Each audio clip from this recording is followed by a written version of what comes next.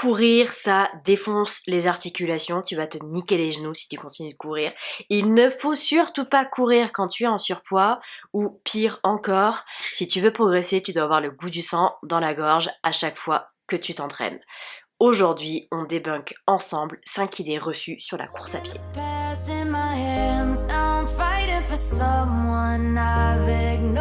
Cela fait peut-être quelques années que tu pratiques la course à pied de manière régulière ou alors tu viens juste de te lancer dans cette nouvelle pratique sportive et je t'en félicite, c'est le début d'une très très belle histoire d'amour avec la course à pied. Personnellement, je cours depuis 2013. Oui, je sais, certains diront que ça ne se voit pas, et pourtant c'est le cas. Et sur toute ma petite carrière de runneuse, j'ai entendu pas mal d'idées reçues qui reviennent régulièrement sur la course à pied et l'entraînement. Donc que courir abîme les articulations, qu'il ne faut surtout pas courir quand on est en surpoids, qu'il faut courir à jeun si on veut perdre de la matière grasse, ou alors que il faut forcément souffrir à l'entraînement pour progresser. Donc aujourd'hui, je vais te passer en revue 5 fausses croyances et te montrer en quoi elles ne tiennent pas la route. C'est parti? Fausse croyance numéro 1 à débunker, courir détruit les genoux. Courir détruit les articulations. Faux. Faux, faux, faux. C'est pas l'acte de courir en lui-même qui va abîmer tes articulations. C'est d'en faire trop, trop vite, trop fort. Voilà, sans laisser le temps à ton corps de s'habituer, de progresser. L'homme est une machine faite pour courir. L'homme est une machine faite pour bouger. Nos ancêtres étaient des chasseurs-cueilleurs. Voilà, c'est inscrit dans nos gènes. Entre-temps, l'évolution est passée par là et nous sommes passés de chasseurs-cueilleurs avec des modes de vie ultra actifs parce qu'il fallait se déplacer constamment pour pouvoir se nourrir à des modes de vie extrêmement sédentaires. Même une personne très sportive à l'heure actuelle est beaucoup plus sédentaire que nos ancêtres. C'est voilà, c'est l'évolution. Mais on a gardé dans nos gènes cette capacité à faire du sport, à bouger, à courir. Sauf qu'on ne l'exploite plus correctement et que nos corps, bien que ce soit inscrit dans nos gènes, n'est plus habitué à le faire. C'est pourquoi il est important d'entraîner ton corps à courir, de lui laisser du temps à se remettre en route et à se réhabituer à ce type d'effort. Plusieurs études scientifiques ont montré qu'une pratique régulière et modérée de la course à pied pouvait au contraire renforcer les articulations. Alors là, je vais essayer de tenter une explication scientifique. N'hésitez pas en commentaire à préciser ma pensée. Par exemple, fausse croyance numéro 1, courir détruit les genoux. Courir détruit les articulations. Faux, faux, faux et archi faux. Ce qui abîme tes articulations, c'est d'en faire trop, trop vite, trop fort. Voilà, on a souvent cette erreur de débutant, voilà, d'être ultra motivé et d'en faire trop. D'en faire trop dès le début alors que on n'a pas forcément la bonne technique, on n'a pas forcément le bon équipement. Parce que oui, du coup, on est devenu un peu des gens sensibles, on a besoin d'équipement pour se protéger. Et surtout, le corps, il n'est pas habitué à cet effort-là. Voilà, il n'est pas habitué. C'est ce manque d'habitude qui va abîmer tes articulations. Donc c'est pour ça que je ne cesse de le répéter. Tu débutes de la course à pied. Tu y vas ultra progressivement. Et plus tu auras un passé de sédentarité, plus tu auras des problèmes de poids et plus cette progressivité devra être importante. Et 2, entoure-toi de professionnels, voilà, diplômés, dont c'est le métier de t'accompagner dans tes objectifs sportifs. Ces personnes-là seront aptes à t'encadrer pour t'aider à progresser, pour t'aider à augmenter aussi bien en termes de volume que d'intensité à l'entraînement sans te blesser. Parce que la clé pour courir longtemps, et quand je dis longtemps, c'est jusqu'à 80 ans, c'est d'y aller progressivement et d'habituer son corps, d'entraîner son corps. Il y a des personnes comme ça, il y a eu un challenge sur les réseaux, j'ai 3 mois pour apprendre à courir et courir un marathon. Les personnes n'avaient jamais couru de leur vie et elles se lancent l'aventure marathon. Bah, ça me faisait hurler, parce que non, courir un marathon après seulement 3 mois de course à pied, c'est prendre d'énormes risques pour tes articulations, parce que c'est trop gros. l'échéance, enfin l'objectif est beaucoup trop gros pour le laps de temps que tu te donnes. Donc peut-être que musculairement, tu vas être capable d'atteindre cet objectif, mais tes articulations, elles vont souffrir de malade parce que c'est trop de charge, c'est trop d'intensité pour le peu de temps d'adaptation. Donc je me répète, courir n'est pas le facteur de risque. C'est pas ce qui va abîmer tes articulations. C'est d'en faire trop, trop vite et trop intensément en négligeant la récupération, la technique et le renforcement musculaire. Je vais te mettre en commentaire le lien d'une conférence qui a été faite par la clinique du coureur au sujet de la course à pied, des articulations, la protection des articulations et de l'obésité, parce que ce qui va de pair avec cette fausse croyance disant que la course à pied détruit les articulations, c'est qu'il ne faut surtout pas courir quand on est en surpoids parce que tu as encore plus de risques d'abîmer tes articulations.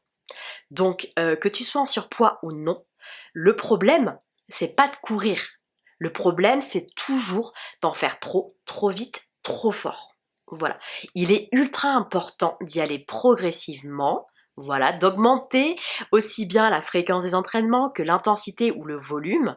Passer de rien à un marathon en 3 mois, c'est beaucoup trop court. Voilà, ça a été un challenge sur les réseaux l'année dernière qui m'a fait bondir. Et plus tu auras un passé de sédentarité, plus tu auras des problèmes de surpoids et plus cette progressivité devra être importante. L'avantage du surpoids, enfin, avantage, il n'y a pas réellement d'avantage, c'est pas cool d'être en surpoids, qu'on soit d'accord. L'avantage, c'est que quand tu vas chercher à courir, en étant en surpoids, ton surpoids en fait va faire que ton cardio va augmenter beaucoup plus rapidement. Tu vas très vite être essoufflé. Voilà. Euh, et, en, et en étant essoufflé très rapidement, en fait, c'est quasi impossible d'atteindre cette zone rouge où t'en fais enfin voilà, t'en fais trop pour tes articulations. Donc c'est un avantage entre guillemets quand t'es en surpoids, c'est que voilà, ton cardio va faire que tu pourras pas aller dans ces zones d'intensité et voilà, d'intensité qui seront dangereuses pour tes articulations. Mais comme je le répète, progressivité. Voilà. Et surtout, on se fait accompagner, si on a la possibilité, par des professionnels, voilà, dont c'est le métier, qui se forment régulièrement, qui mettent à jour leurs informations, hein, parce que je connais encore quelques médecins, quelques coachs qui continuent à divulguer, voilà, propager cette fausse croyance comme quoi faut pas courir en surpoids ou que, bref. Donc surtout, trouve-toi des personnes qui connaissent vraiment leur sujet, qui vont t'accompagner, qui vont être à l'écoute. C'est ultra important pour toi. Je ne suis pas coach, je ne pourrai jamais te dire comment t'entraîner. Trouve-toi quelqu'un qui pourra le faire. Cette personne t'aidera à structurer ton entraînement voilà, pour pouvoir progresser correctement, pouvoir augmenter de manière progressive la fréquence des entraînements, le volume, l'intensité, pour pouvoir du coup progresser sans risquer de te blesser, qui t'aidera à améliorer ta technique, parce que oui, il y a une technique de course en course à pied, et qui te donnera les conseils dont tu as besoin vraiment pour progresser et rajouter aussi du renfort parce qu'on néglige beaucoup trop le renforcement musculaire qui, comme son nom l'indique, vise à renforcer le corps et surtout la récupération. Voilà, la récupération est primordiale dans tes entraînements et c'est ce manque de récupération qui est souvent à l'origine de blessures. Fausse croyance numéro 2, il faut courir longtemps pour que ce soit efficace. Sauf qu'en fait, tout le monde n'a pas la même définition de longtemps, tout le monde n'a pas les mêmes capacités, et tu peux pas dire à un débutant qu'il aura 0 résultat s'il n'est pas capable de courir 2 heures. Ça se fait pas comme ça.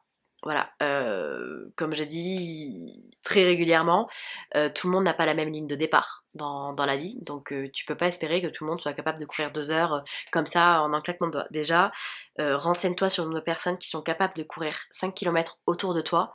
Donc oui, quand tu es dans un club de triathlon, dans un club de sport, la moyenne de ces personnes augmente. Mais quand tu prends vraiment la population dans son ensemble, il n'y a pas tant de monde que ça qui est capable de courir 5 km sans s'arrêter. Donc tu peux pas dire que il faut courir 2 heures. Par exemple, courir longtemps, courir 2 heures pour que ce soit efficace.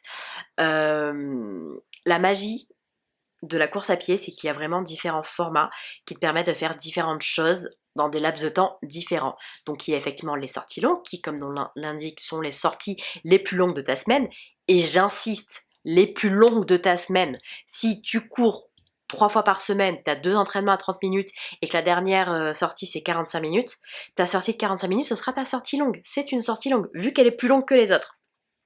Voilà, qu'on soit bien d'accord sur ce sujet. À côté des sorties longues, voilà, qui prennent du temps, ce sont celles qui te prennent le plus de temps en termes de volume d'entraînement, tu vas avoir les fractionnés, les séances de seuil, le fartlek, voilà, des séances d'intervalle qui vont être plus courtes, mais qui seront tout aussi efficaces pour travailler ton cardio, pour travailler ton endurance, pour te tonifier, pour améliorer ta condition physique.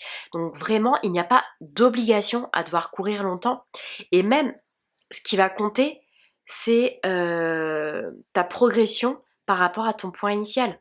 Si tu ne faisais pas du tout de sport et que tu commences à courir 3 fois 20 minutes dans la semaine, c'est génial, tu vas faire des progrès. Après, tu pourras passer à 3 fois 30 minutes, à 3 fois 1 heure. Puis après, ce sera 45, 45, 1 heure et demie. Voilà. L'essentiel, c'est de nouveau, comme pour la fausse croyance numéro 1, la progressivité.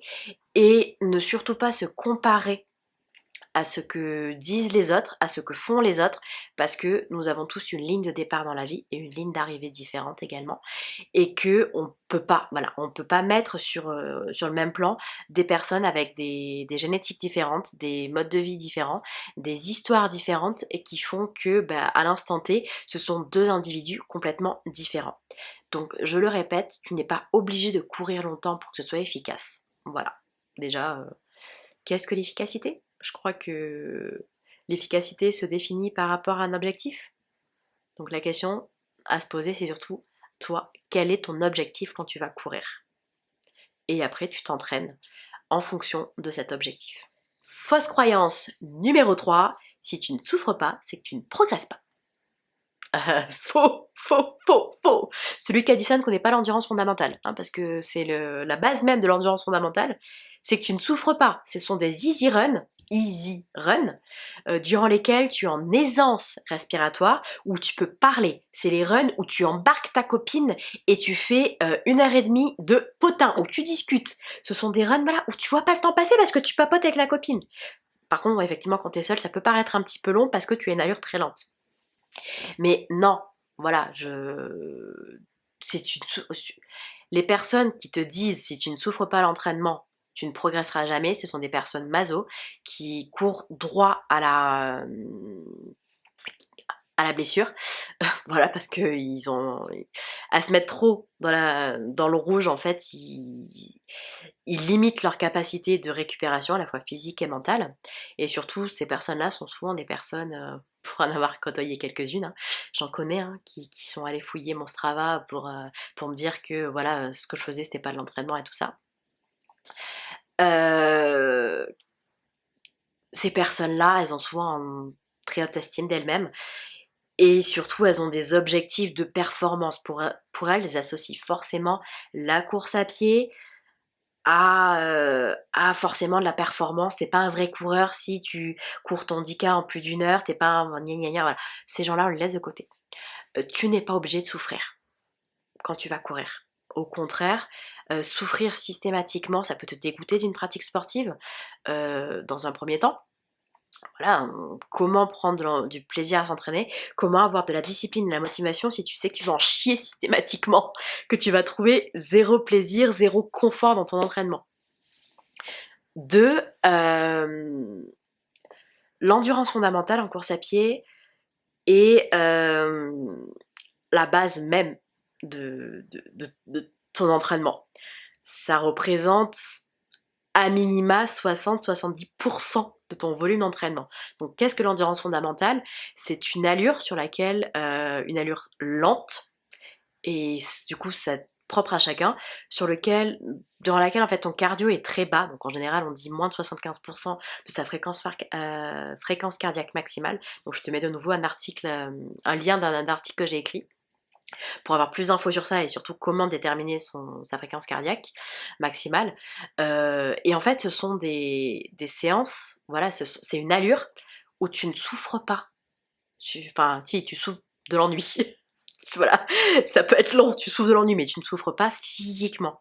Parce que tu es vraiment censé être easy. Point. Voilà. Et l'endurance fondamentale va être essentielle parce que elle permet de t'échauffer, elle te permet de récupérer, elle te permet de récupérer entre les séances d'intervalle, elle te permet de travailler ton endurance, elle te permet de travailler, d'améliorer ton cardio, elle te permet d'aller puiser dans les graisses, voilà, parce que avec un rythme cardiaque suffisamment bas, tu utilises la filière énergétique qui utilise les graisses présentes dans ton corps et non pas le glycogène présent dans tes cellules sanguines. C'est ce qui te permet du coup de durer longtemps, voilà, de pouvoir faire des sorties longues et de pouvoir courir longtemps. Donc vraiment, l'endurance fondamentale, la personne qui te dit que il faut souffrir pour progresser, elle oublie complètement l'endurance fondamentale. Je connais des personnes qui ne font que de l'endurance fondamentale et qui sont capables et qui ont progressé de fou. Donc de nouveau, c'est selon toi tes objectifs, selon toi tes capacités, et je le répéterai jamais assez, n'aie surtout pas honte de courir lentement, n'aie surtout pas honte de tes allures d'endurance fondamentale, parce que c'est la base de ton entraînement. Point. Fausse croyance numéro 4, il existe une allure, une vitesse en dessous de laquelle ce n'est plus de la course à pied, c'est de la marche. Faux, faux, faux, faux et archi faux. Voilà, ce qui va déterminer si tu cours ou si tu marches, c'est ton déroulé du pied, c'est ta foulée. Point, c'est pas ton allure, c'est pas ta vitesse, c'est ta foulée. Donc, dans le monde de la course à pied est gangréné par des empêcheurs de tourner en rond qui vont te dire que 7 minutes au kill, 8 minutes au kill, 9 minutes au kill, c'est pas de la course à pied. C'est de la marche et que franchement, on peut pas dire qu'on est de vrais runners. Tu es un vrai runner dès l'instant où tu chausses tes baskets et que tu vas courir. Et ce, quelle que soit ta vitesse, quel que soit ton physique, quelle que soit ta fréquence d'entraînement. Tu es un runner dès l'instant où tu cours et que tu prends tes chaussettes. Je vais y arriver. Tu es un runner dès l'instant où tu prends tes baskets et que tu vas courir. Donc comme je le disais, ce qui va différencier la course à pied de la marche, c'est la foulée. C'est la façon dont tu vas poser le pied au sol, ta posture et aussi ta posture générale. Clairement, quelqu'un qui court, il y a toujours un moment où les deux pieds sont en l'air et surtout il va être beaucoup plus engagé sur le haut du corps. Voilà. Il y a une petite impulsion, tes cuisses le sentent, le cardio le sent. Dès l'instant où tu marches, c'est beaucoup plus relâché et quand même plus en arrière. Voilà, tu es plus droit. Quand en course à pied, tu vas être légèrement penché. Et surtout, tu auras vraiment aussi les bras d'engagé. Vraiment, toute une histoire, la différence de la course à pied, c'est une histoire de posture, c'est une histoire de foulée.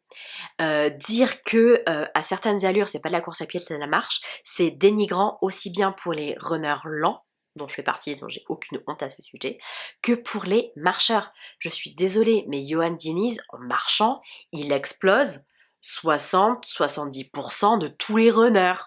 Voilà, il détient le record du 50 km marche qui est en 3 heures, 3 heures et des patates. Il va falloir que je cherche le chiffre exact.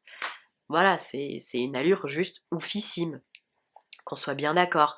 Donc, il n'y a pas d'allure en dessous de laquelle ce n'est plus de la course à pied, ça devient de la marche. Donc effectivement, dès que tu passes en dessous des 7,30, des 8 minutes au kill, la foulée est beaucoup plus écrasée, c'est lent, c'est pénible. J'avoue que moi, quand j'ai mes sorties d'endurance en 8,40, 8,50,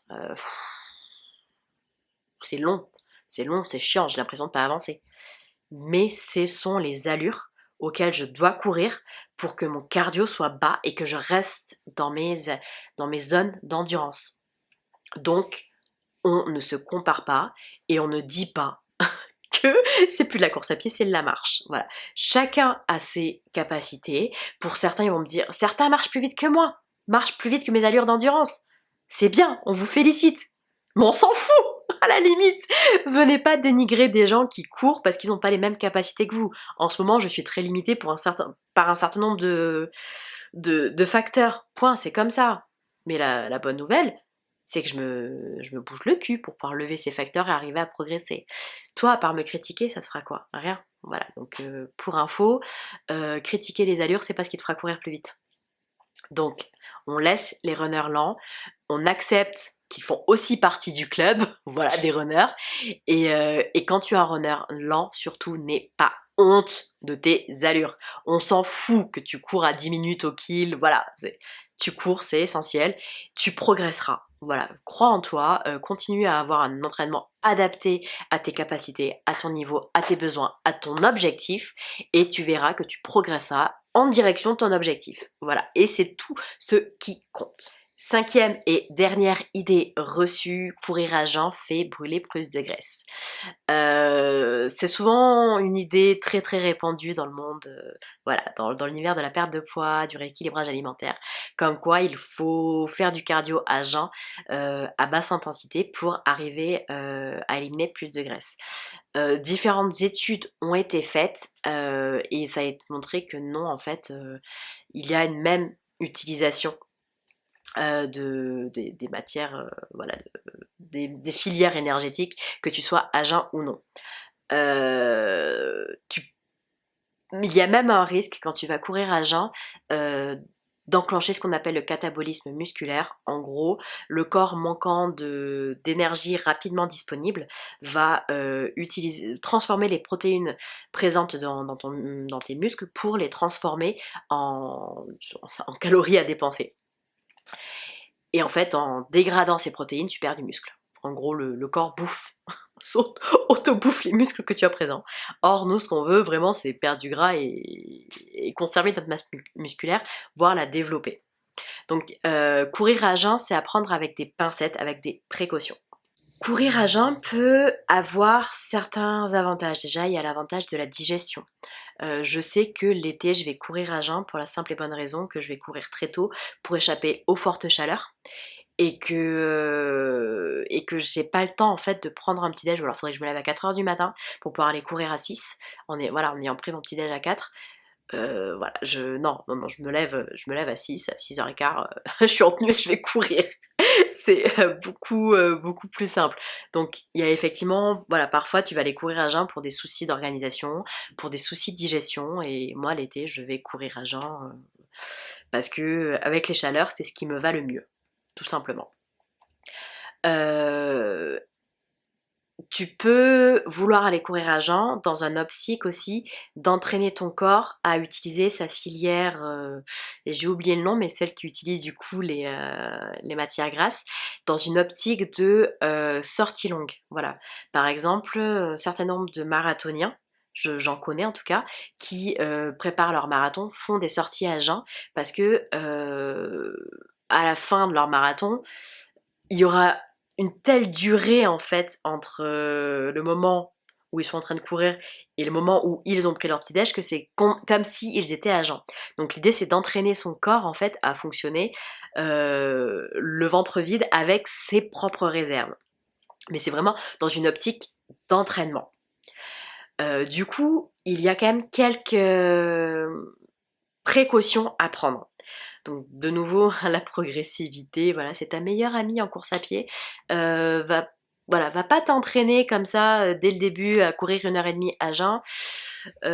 Tu kifferas pas l'hypo que tu vas te taper, clairement. L'idée, c'est vraiment de commencer par des séances d'entraînement qui soient courtes et de basse intensité. Moi, personnellement, même si ça fait des années que je vais courir à jeun l'été, je ne fais jamais de fractionné à jeun parce que je n'y arrive pas. Je ne fais que des séances d'endurance. Et ça me va très bien aussi, hein, parce qu'en termes de digestion, c'est ce qui me va le mieux. Parce que du coup, je mange pendant ma sortie. Donc là, c'est une autre précaution à prendre. Donc, on s'entraîne de manière, voilà, on lève le pied en termes d'intensité, en termes de volume quand on va à jeun, parce que les réserves du corps ne sont pas les mêmes et que le corps n'est pas forcément capable d'encaisser le même entraînement à jeun ou après une collation, ou après un vrai repas tout simplement. Deuxième précaution à prendre, quand on va courir à jeun, on embarque toujours quelque chose à manger, quelque chose à boire, parce que tu peux avoir une espèce d'hypo pendant la sortie, une espèce de fringale, parce que forcément tes réserves elles sont à plat, tu t'as pas de réserve qui soit immédiatement disponible, tu dois faire fonctionner d'abord tout ton métabolisme, voilà, toute ta filière énergétique avant d'avoir l'énergie, donc c'est pour ça qu'il est important que tu aies quelque chose à manger qui puisse te fournir de l'énergie immédiatement. Dans tous les cas, il est ultra important que tu puisses voir toi ce qui fonctionne le mieux parce que nous sommes tous différents en termes du coup de métabolisme et surtout en termes de digestion. Voilà, certains, ça leur posera pas de problème d'aller courir 1h30, 2 heures en ayant juste bu qu'un café, parce que voilà, d'autres ont absolument besoin de courir. Donc l'essentiel, c'est de trouver la formule qui te convienne le mieux, aussi bien en termes de digestion qu'en termes d'organisation et de planning, parce que parfois tu n'as pas d'autre choix que d'aller t'entraîner tôt le matin avant le boulot. Donc l'idée, c'est vraiment que tu trouves ce qui te convienne le mieux, voilà, comme je disais, en termes d'organisation et de digestion. En dernière idée reçue, j'aurais pu te rajouter que la course à pied te fera maigrir. Pas forcément. Je te mets le lien quelque part dans cette vidéo en vignette ou en description, mais j'ai déjà expliqué, courir ne te fera pas forcément perdre du poids parce que tout va dépendre de ton intensité à l'entraînement, des filières énergétiques que tu utilises, parce que certaines vont accroître ta faim plus que d'autres, donc il faudra bien que tu gères ton alimentation autour, et surtout il y a ce biais qui te fait dire que tu as fait du sport, donc tu peux manger, et ce qui fait que souvent tu sous-estimes ta dépense réelle et tu surestimes, non l'inverse, tu surestimes ta dépense énergétique et tu sous-estimes tous les apports caloriques que tu rajoutes sous prétexte que tu as fait du sport. Donc ça, c'était une dernière idée reçue que j'ai déjà un petit peu détaillée dans d'autres vidéos. Donc voilà, c'est souvent on utilise la course à pied pour perdre du poids. Oui, mais il faut quand même faire attention parce que tout le monde ne perd pas systématiquement du poids. Je pense que j'en suis la preuve vivante, hein, parce que sinon ça ferait longtemps que j'aurais réussi à perdre ces 25 kilos. Mais bon, c'est un autre sujet. Voilà. Bref, donc c'était les 5 idées reçues que l'on retrouve beaucoup autour de la course à pied, donc que ce soit dans le monde des coureurs ou des non-coureurs. Donc à savoir que la course à pied abîme les articulations, et ce d'autant plus quand on est en surpoids, qu'il faut absolument courir longtemps pour que ce soit efficace, ou encore que si l'on ne souffre pas l'entraînement, on ne progressera pas, qu'il y a une vitesse en dessous de laquelle ce n'est plus de la course à pied mais de la marche, ou que courir à jeun brûle plus de graisse. Ces 5 idées reçues, malheureusement, ont encore un petit peu trop, trop de présence. C'est d'autant plus malheureux quand ce sont certains médecins qui les propagent. Donc je te mets toutes mes sources, notamment la clinique du coureur en description. Et j'espère en tout cas que cette vidéo t'a plu. S'il n'y avait qu'une chose que tu devais retenir de toute cette vidéo, c'est 2 choses. Même la progressivité. Sois progressive et accepte de prendre le temps de construire des bases saines, des bases fortes en course à pied. Donc ne cherche pas à courir un marathon en 3 mois. Si tu as envie de courir un marathon, prends le temps. 1 an, 2 ans, 3 ans. Sans compter que tu n'es pas obligé de courir un marathon pour te prétendre runner. Voilà, juste le fait de prendre des baskets et d'aller courir. Donc vraiment, adapte tes objectifs à tes envies propres. Voilà, ne cherche pas à faire comme tout le monde parce qu'on t'a dit qu'il fallait que tu cours un marathon pour gna gna gna. Tu les laisses parler. Sois voilà, la plus progressive possible. Et conseil numéro 2, si tu as la possibilité, fais-toi accompagner par des professionnels. Donc soit un coaching individualisé. Je conçois, ça coûte assez cher. Regarde les réductions d'impôts, parce que je crois que tu peux avoir 50% de réduction d'impôts sur ton coaching. Mais l'avantage, voilà, c'est que c'est individualisé à 100%. Soit dans des clubs de course à pied, voilà, d'athlétisme. Il y a souvent des sections course à pied loisirs ou hors stade. Ou les clubs de triathlon. Voilà, clairement, tu tomberas sur des entraîneurs qui pourront te faire des plans d'entraînement adaptés. C'est leur job, ils sont là pour ça. Et si tu n'as pas envie de participer à un club, ou que tu veux... voilà, tu n'as pas les moyens d'un coach sportif, des applications comme Campus Coach vraiment t'aideront à progresser en autonomie, même si voilà, j'avoue que mon petit côté... voilà, j'ai un petit côté où pour moi rien ne vaut vraiment le contact humain, physique avec un vrai coach qui pourra te corriger, qui pourra s'adapter à tes besoins. Donc si tu hésites à faire cet investissement, j'ai envie de te dire fais sauter les barrières et fonce. Vraiment, c'est ce qui te permettra de progresser en toute sécurité et de pouvoir courir longtemps, donc de d'être capable de continuer à courir à 80 ans, parce que moi personnellement c'est mon objectif, je m'en tamponne de ne pas être capable de courir un marathon en moins de 4 heures. Ce qui compte pour moi, c'est d'être encore en bonne santé à 80 ans et de pouvoir cultiver, comme ma grand-mère le faisait, ses légumes dans son jardin, d'aller au marché à pied et ne dépendre de personne parce que j'ai la santé qui me permettra de le faire. Et donc la course à pied à l'heure actuelle, c'est pour me construire une santé en béton pour mes vieux jours. Donc voilà. J'espère que cette vidéo t'a plu. N'hésite pas à t'abonner à ma chaîne pour en retrouver régulièrement, à me laisser un petit pouce, à me mettre un petit pouce bleu ou à me laisser un commentaire pour me dire toi quelles sont les fausses croyances qu'on t'a le plus répétées et contre lesquelles tu te bats tous les jours.